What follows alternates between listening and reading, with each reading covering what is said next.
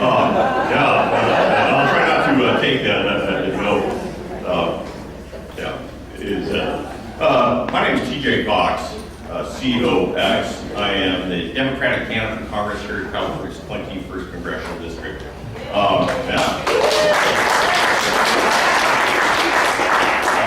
Just a little bit about myself. I'm the son of immigrants. My mom came from the Philippines, my dad from China.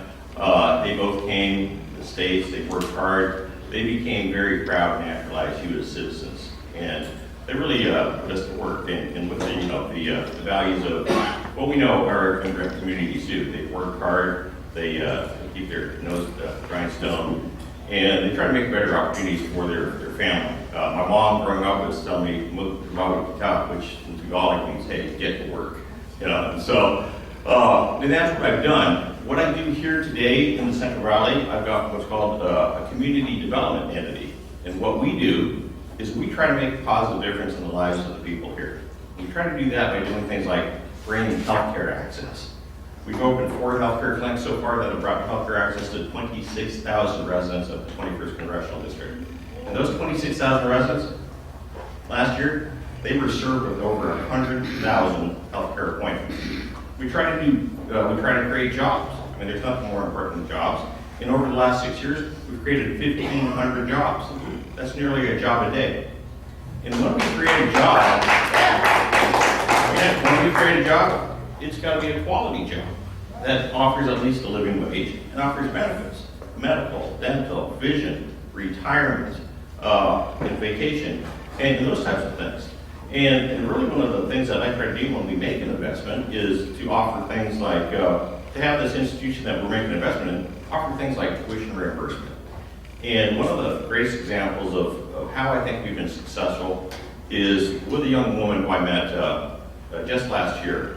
She'd gotten a job, she'd been working at McDonald's, and then gotten a job at one of the community health clinics that we financed. And because that community health clinic offered tuition reimbursement, she took it upon herself to take classes, to work hard, and some 3.5 years later, she now had an AA nursing degree. It was making $58,000 a year in paying benefits, right? So she's gone from McDonald's to the middle class in less than 4 years, by working hard and with the support of her community, her organization. And that's the types of things that I think we should be investing in. There's no better investment than to invest in people. And that's what I see that we can do. And that's what I promise to do as a congressman, to invest in the people of this district, which is what I've been doing yesterday, that's what I'm doing today, and I'll be doing in the future regardless if I win this election or not. But I'm sure that we're going to win this election. You're certainly going to go.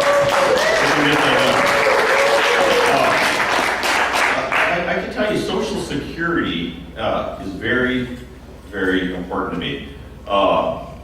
When I was a boy, unfortunately my father was killed in a car accident. And I remember getting these checks that were labeled OASDI.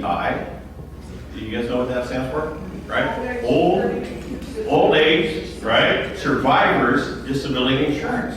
It's that survivors insurance. So really what was happening is that my family had this tragedy, and what was there? There was a nice social safety net to help protect us, right? Provide a little bit of relief and comfort when families befall tragedies.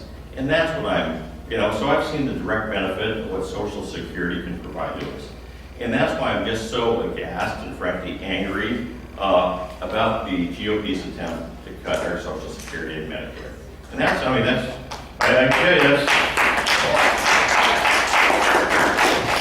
what you see every day. Driving down here, you see Mick Mulvaney, the budget director for Trump. What did he say? That we've got to go after the quote-unquote entitlement programs, right? They think they're an entitlement rather than an earned benefit. And you just saw it recently with Trump. He said, hey, listen, we can't afford to give our federal employees a 2% pay increase because of the budget deficit. The budget deficit that was caused by this very irresponsible tax bill that they passed last year, which doubled the deficit in 1 year. And the one thing that they didn't tell you about that tax bill, and you look into it, go home tonight or this afternoon and Google it. Will this tax cut and these deficits lead to automatic protection of Social Security and Medicare? And the fact is they will. They've already passed a law because of this deficit that's going to cause automatic cuts to Social Security and Medicare. All right? That's one thing that my opponent will never bring up. That's what's going to happen. That's why we have to turn around Congress in 42 days from today. With regard to the specific questions here, do I support eliminating the cap to expand Social Security? Yeah, absolutely. I mean, I think the cap right now is on $128,000 a year. The average Wall Street income right now is $450,000 a year. So they meet their cap in March, right? Yeah. And they had their taxes cut by half last year, right? If you're a hedge fund manager, you're still only paying 50% income. I think they can afford to pay a little bit more, their fair share.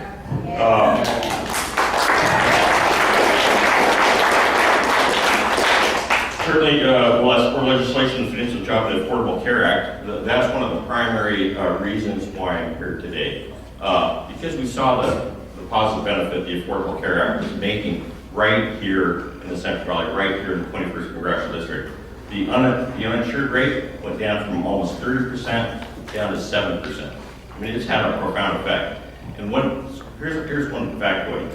If you have insurance, if you have just basic insurance, any insurance at all, your survival rate, if you have something like cancer, increases by 50%, just by having it.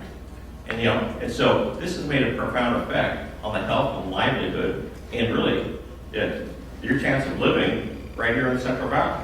And I've seen this not only in the clinics I've been building, but my wife is also a pediatric intensive care physician. And I can tell you what, how much time, I want to make sure I'm on time. About 3 minutes. Let me share a story. Is that a few years ago, my wife, she'd been working all weekend. She went in early Saturday morning. She came home late Sunday night, and she took a shower, came to bed, basically typed up a letter and brought it to bed and said, "Hey, I want you to read this." And I'm reading it, and the letter in essence said, "I quit." All right? And I go, "Whoa, hey, you're the only one making money here." But what had happened, what had happened is that she'd been working all weekend long on a poor child that just had a couple of limb issues. All right? I mean, a terrible tragedy to this child and his family. And why? Because a week or so before, a little bit longer than a week, the child couldn't get treated for a simple case of pneumonia. All right? They couldn't get into a clinic. They didn't have insurance. By the time that they finally got to the hospital, the kid was in septic shock, had sepsis, right, organ failure, and led to this terrible tragedy. My wife was basically saying, listen, is that I can only do so much at the bedside. We need to do something on the front side, on the policy, of having a policy that's going to provide quality, affordable health care for all when they need it, regardless of their ability to pay or where they came from. That's what we need to do for America. That makes the best economic sense. It makes the best social sense. And it's what we know we need to do. That healthcare is a human right. What am I left? Expand Medicare, absolutely. Long-term care, including for seniors, home care, vision, dental, dietary, etc. Yeah, absolutely. Especially the point about Medicare. Right now, Medicare can't negotiate prices for prescription drugs, which is crazy. And this is administration that said they were going to get tough on prescription drugs. Guess what? For every price decrease last year in prescription drugs, there were 96 price increases. 96 to 1, 100 to 1. Are they attacking it? No. And I'd like you to go take a look at where my opponent gets his money. Pharmaceutical companies, right? Protect that high price, take it out of our bags. And really, with the last question, to build affordable housing for low-income seniors, not only do I support that, that's what I do today. I'm on the board of one of the largest nonprofit affordable housing developers in California.